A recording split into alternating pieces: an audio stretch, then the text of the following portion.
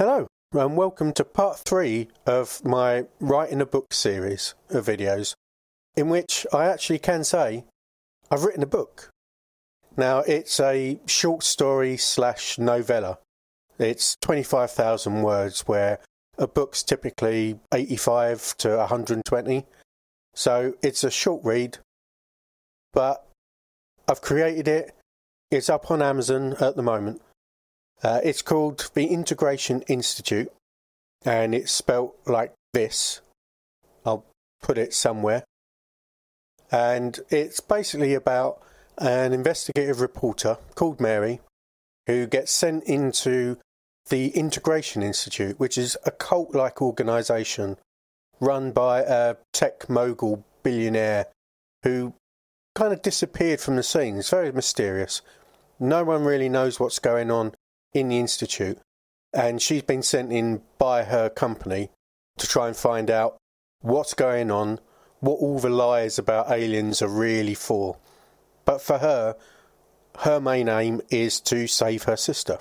I won't say too much about it, obviously. I don't want to ruin the book. The book on Amazon is literally as cheap as it can be. It's 99 cents, which is the minimum you can put for a book.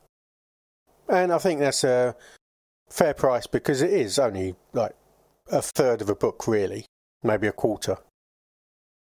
For those of you that would rather have an audio book with me narrating it, maybe there's some of you out there that would prefer that, I do have a new YouTube channel called Short Story Read Out Loud. I'll put this up now as well. I've recorded the whole thing there. The full thing runs to 2.5 hours. So feel free to go over there. But if you do me a favour and like and subscribe, because I kind of need the money. This video is not just about plugging the book, though. It is about discussing my journey as a writer, what I discovered, how I've tried to get over the hurdles that I found were a problem for me in writing. I'm pretty sure in a previous video I mentioned that I was struggling to continue writing the parts in between the scenes that I had in my mind for another book. It was the sort of joined up bits, the descriptive bits of the in-betweens of major plot points that I was really finding hard to get through. And rather than tackle that as a huge book that it's probably going to be 100,000 words plus, I thought, I've got plenty of ideas for short stories. Let's test them out. Let's test the process out on a much smaller story rather than the big one. Writing this shorter story, much shorter story, took longer than I really wanted by quite a long way. Now, I think I've mentioned before, I'm not well, and I have chronic pain, and I often don't sleep. I'm often in a lot of pain. So there were many, many days where I just couldn't commit to the 1,500 words that I wanted to do each day. And even on days where I felt okay. Turns out 1,500 words in a day is quite a lot when you're making it up from scratch. I think 1,000 words was always achievable, and I stuck to that. And what I did to stick to that is basically push through writing something.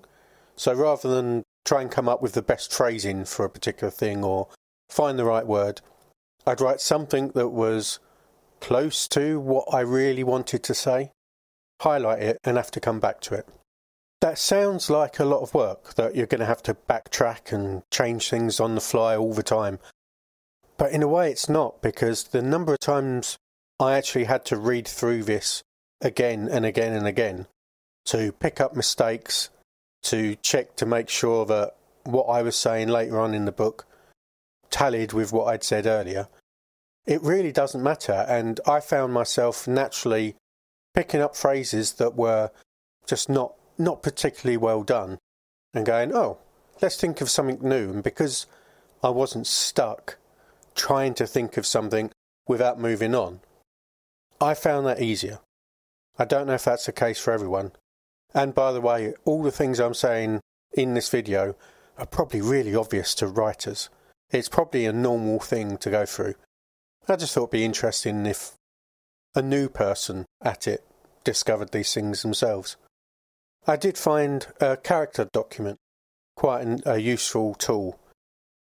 A character document is basically a list of all of the characters, roughly what they look like, if it's relevant, who they are as a person, their flaws, if any, their aims, any sort of particular quirks about them that are going to be relevant to the story.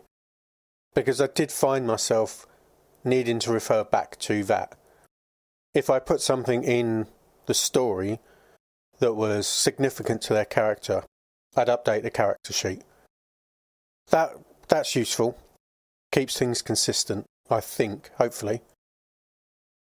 On top of the character sheet, I also did a document that had scenes in it. So, if people were meeting for dinner, that's going to be a scene. I would write a very brief synopsis of what's going to happen in the scene as I pictured it. But I'd also put down what the purpose of that scene was. What is it I'm trying to convey? What character points or plot points it was actually trying to push forward? Which meant when I had finished the chapter, finished the scene, whichever it was, I went back to read it. I could refer back to that document and make sure I'd actually done the thing that I wanted to do. I did find, though, that I regularly completely changed what I was going to do. Sometimes because the characters just, as they evolved in writing, just wouldn't do that. Sometimes because I'd had a better idea, laying awake at night, and I thought, oh no, I'll do this instead, and that ties up better later on. So I would have to change it. But as a structure that I laid out early on, pretty useful. The main problems I had, though, was thinking outside of my own perspective as the author, knowing everything that was going on in the story, and putting myself in the position of the characters. That too was not the easiest. I think one of the major challenges that I had was for all of the characters in the story to sound distinct from each other and not just sound like me, basically.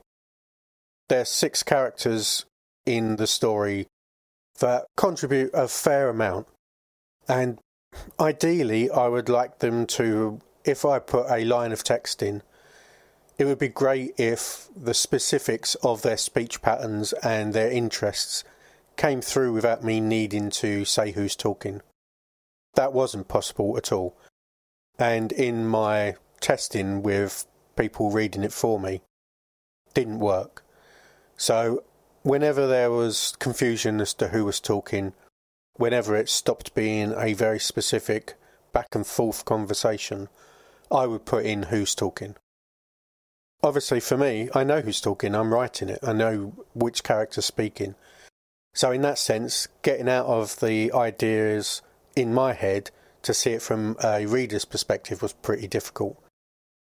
In fact, that caused a major problem, in that at the end of the story, people did not understand what the story was about, what was actually going on in the story, which I think for a story is a bad sign. So I had to rewrite the last 2 of the 11 chapters to make it clear what was actually happening. That I found, people telling me that, people reading the story and letting me know that what they were getting out of it was invaluable. I think that might be the only way that I'm going to see outside of my own viewpoint as an author.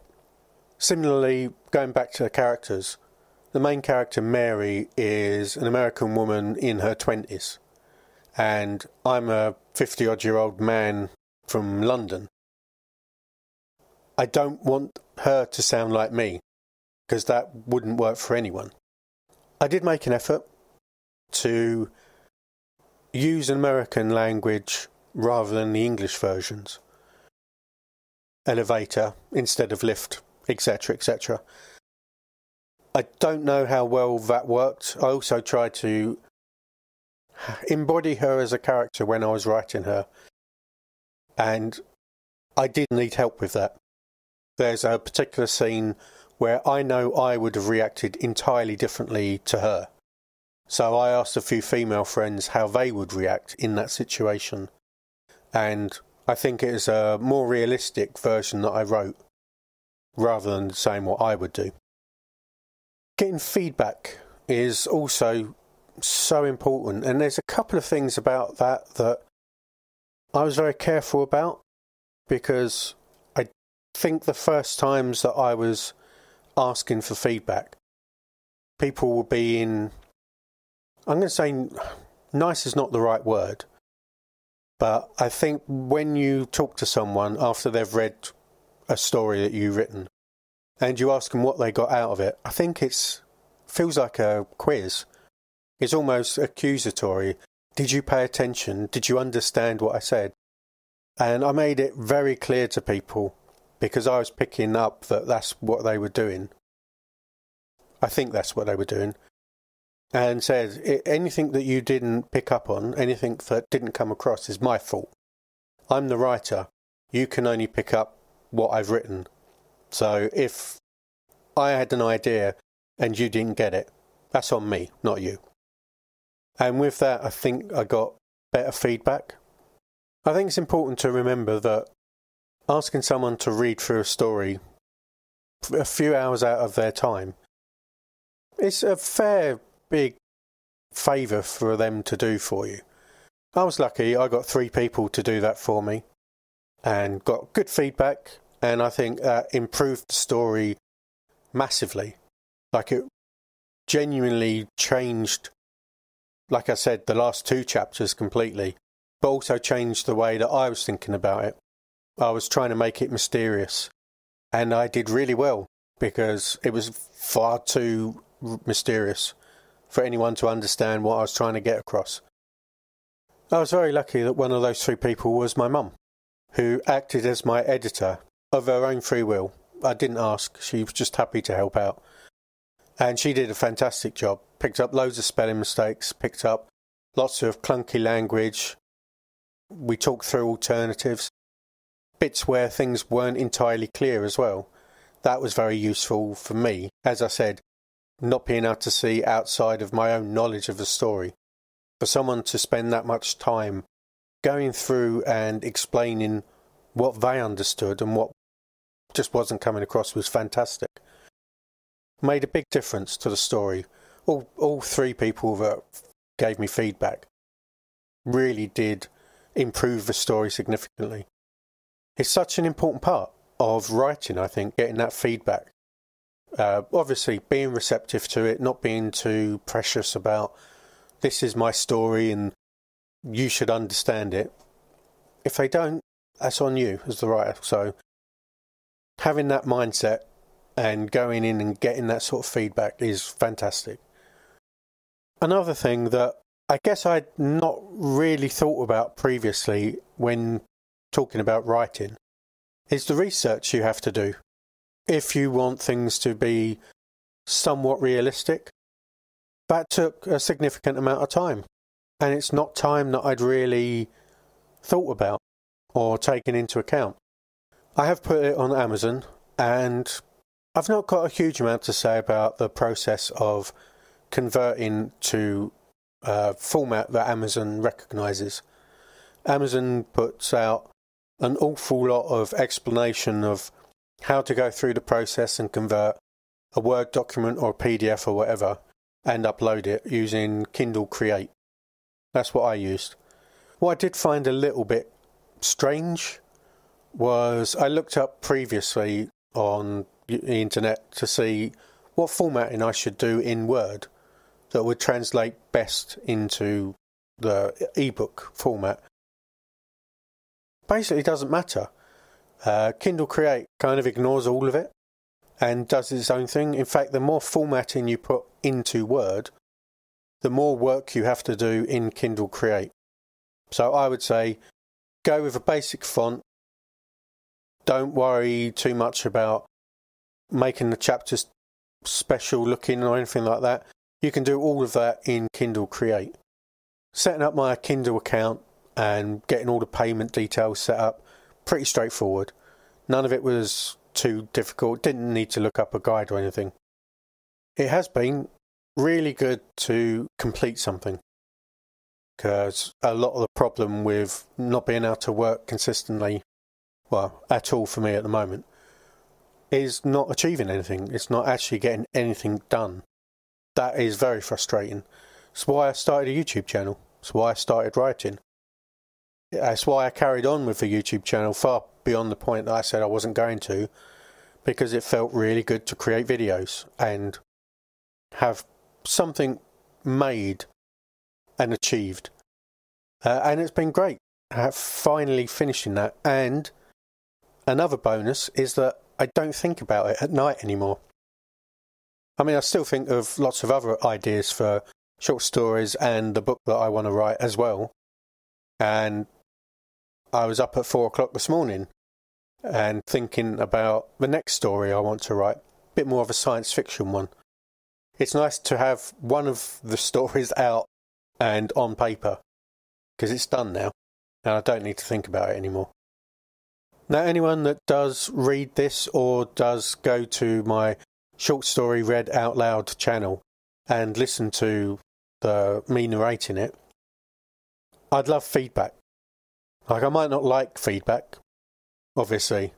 No one wants to be told that there was something wrong with what they did, but it would be really helpful. I think that's all from this video, really. Just a quick update on progress of writing and what I've been up to on the channel since I've not posted for a while. A plug for my book, obviously, and the new channel. If anyone does write and they want to tell me how I should be doing things better, please do. I'd love to know anything that makes my writing improve or makes the process easier. I'd love to hear. I'd really love to hear. Please do comment down below. Okay, that's all from me for this one. Thanks for watching, and I'll talk to you soon. Goodbye.